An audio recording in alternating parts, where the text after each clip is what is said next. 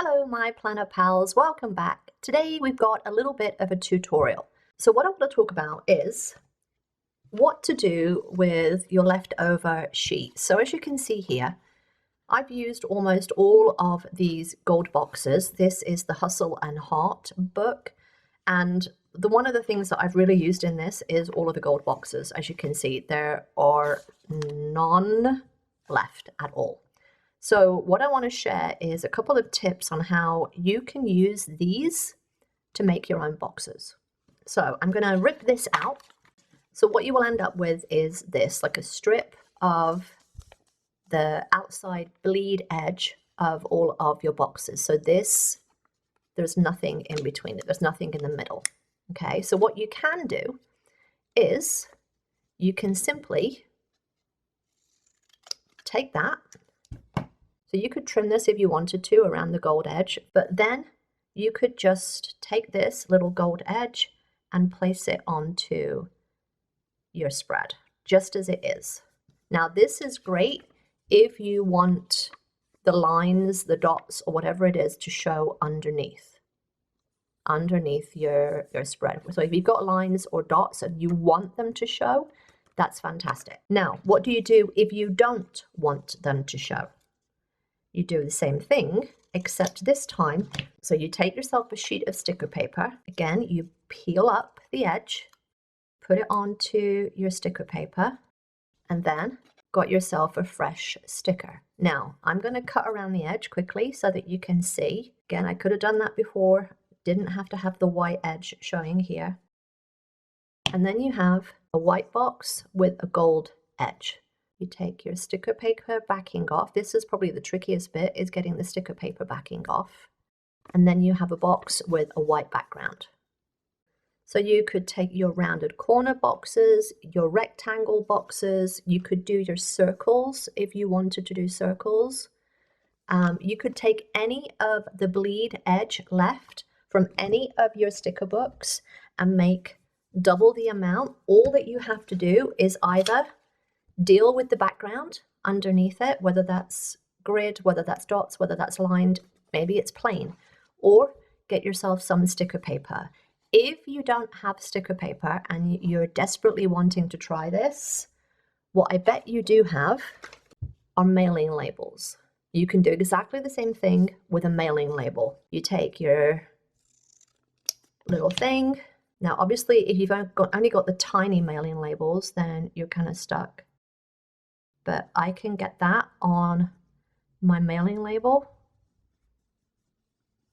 and that is perfectly on my mailing label. I do the same thing.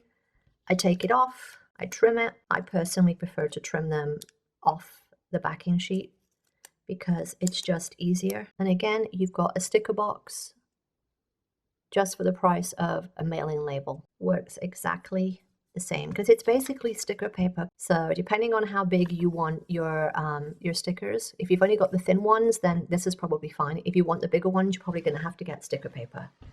I will leave a link to the sticker paper and the mailing labels down below. That is 3 ways to use the leftover stickers in your book.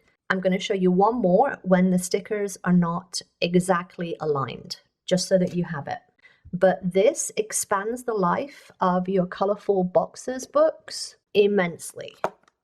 Now, the caveat is sometimes you get these where the bleed is not the same all the way around. So it really depends on the look that you're after. Now, these still have a use. You can still absolutely use these. So I'm going to choose one of these.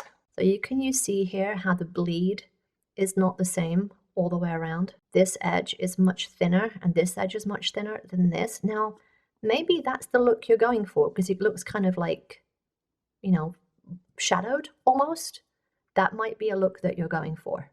If that is not the look that you're going for, then may I welcome you to the world of metallic markers. Now, my preference is for the permapaque. Frankly, your Sharpies work just as well. The one thing that I will suggest that you do first is around this edge, do a little test and figure out which color is going to match your spread, okay? Because all of them are a little bit different. Wow, I've got stuff all over my hands. This is a sign of a creative person when you're just, yeah, you can't have clean hands when you're creative. So all that you do here is exactly the same kind of methods that we've played with already. You'll leave yourself the white edge here, and if you want it to be more kind of more symmetrical, I'm going to use the word symmetrical all around, I'm going to take this one. It's kind of a darker, and I'm just going to go around the edge a little bit and fill in that space. Now, is it perfect? No. Can you notice that well? No. And then you can come in and cut your block, your box, with the same width around it so that all of the sides match. Now again here, you can put it straight on the page as is, or you could mount it onto the sticker paper and do the same process as you just did before, or you can just put it straight down onto your planner page. So even if there's slightly, the kiss cut on the book is slightly offset, you can still use these by doing this method. And again, put it on sticker paper if you want the clear background. As a quick aside, what I tend to do is rather than do like one box at a time, is I take the whole thing, put it on the sticker paper, and then it's ready next time I want to use it. I try and get as much as I can on a sticker sheet.